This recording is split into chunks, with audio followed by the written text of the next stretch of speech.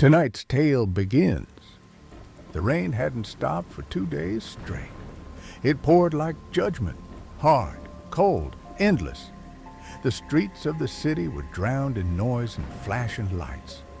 Somewhere beneath those lights, two men sat in a black SUV, smoke curling out of the windows.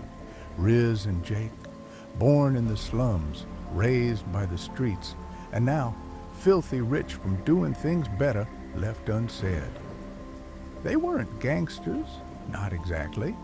They were something worse. Men who didn't care about anything anymore. They'd made their money, bought their luxury watches, their women, their whiskey, and lost their purpose. Every night, they roamed the streets, bossing around, showing off. The cops looked away because the cops were paid well. They were untouchable until that night. They hadn't meant for it to happen. Just another joyride turned ugly. A drunk driver, a pedestrian, flashing cameras, blood on the asphalt. By the time the reporters showed up, Riz and Jake were too dazed to flee. The media pounced. The cops turned their backs. The same ones who'd once saluted them were now circling like vultures. By dawn, every road they knew had become a trap. So they ran, far, fast, and desperate. They found it miles from the city, hidden behind miles of rubber trees. The property looked small from the main road, just a shed, maybe a caretaker's hut. But the deeper they drove into it, the more the road twisted. The more the trees began to look the same. The forest became a maze. And then they saw her, an old lady, sitting on the veranda, her legs stretched straight out in front of her, rocking gently on a creaking chair. Her skin hung loose and gray like old paper, and her eyes shimmered with something wild. When they stopped the car, she was laughing, loud, breathless, endless laughter that echoed through the rain. "Are you the caretaker?" Riz asked, shouting through the downpour. Still laughing, she nodded, pointing toward the open door. Inside was darkness. They weren't expecting an old woman, but they were tired, soaked, and hunted. So they chose to believe she was real. Inside, the house was damp and suffocating. The air smelled of mold and iron. There was no power, just an old teapot, a cracked mirror, and a candle stub they found in a drawer. They lit it. The flickering light made the walls shudder like they were breathing.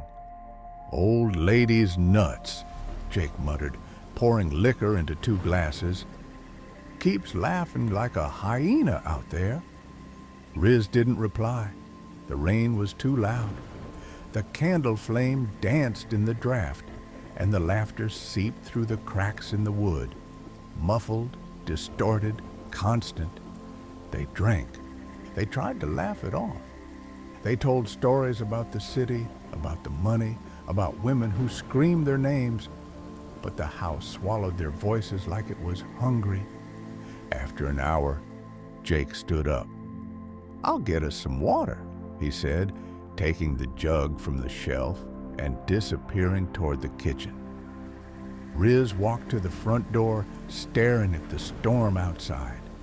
The rain looked silver under the candlelight. The old woman was still there, laughing. He stared back at her, uneasy. And then she stopped. The silence was sudden, sharp. She turned her head slowly, eyes locking with his. Her mouth twisted into a grin. "A killer's gonna appear here any second from now on," she said, her voice perfectly calm, almost motherly. And then she vanished. Just gone. No chair, no figure, nothing but the rain. Riz froze. His breath turned heavy. From behind him, he heard a sound, a trembling rattle. He turned around and saw Jake standing in the doorway, the jug in his hand shaking violently. His eyes were wide, unblinking. "What happened?" Riz whispered. Jake didn't answer. His lips were moving, but no words came out. Then the jug slipped from his fingers and shattered. They bolted the doors, pushed furniture against every opening, grabbed whatever could serve as a weapon, a rusted crowbar, a kitchen knife, a hammer. Riz kept glancing through the cracks. The forest outside moved like it was breathing.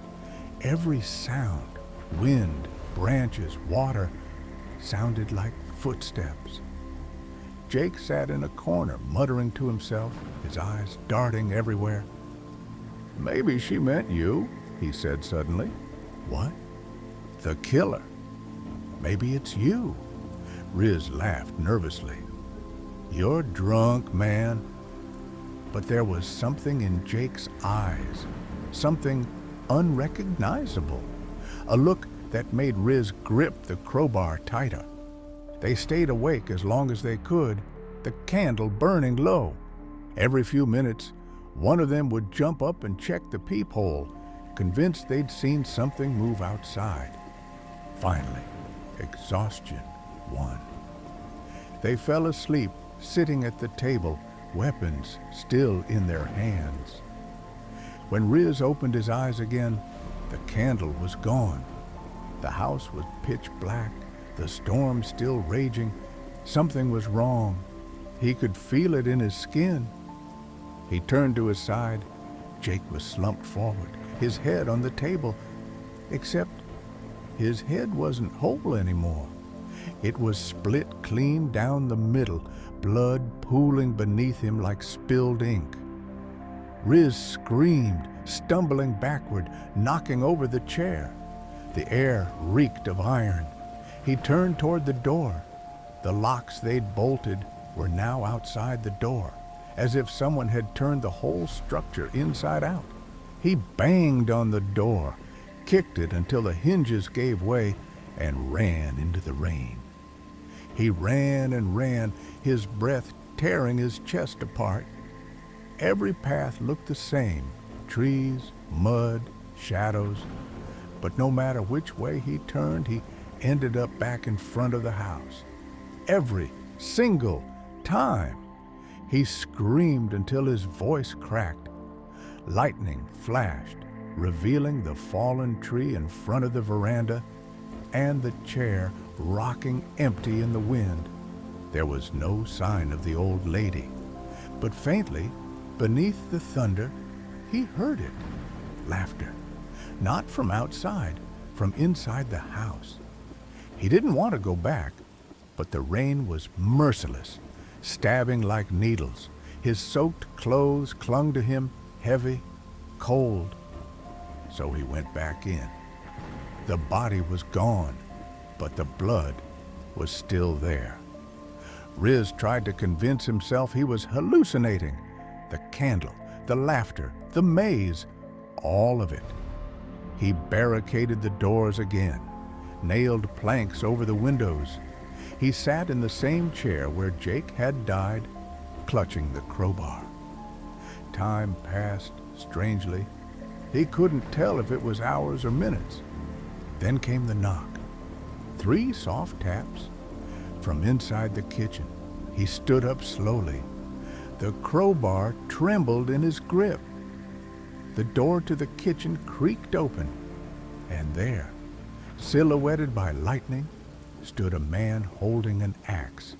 The man stepped forward, his face hidden by shadow. Riz swung the crowbar wildly, screaming. The figure didn't move. It just stood there, dripping wet. "Who are you?" Riz yelled. The man raised his head. It was Jake. His split head crudely stitched together, his eyes black and glassy. "You left me?" Jake croaked, voice bubbling with blood. Riz stumbled back, shaking.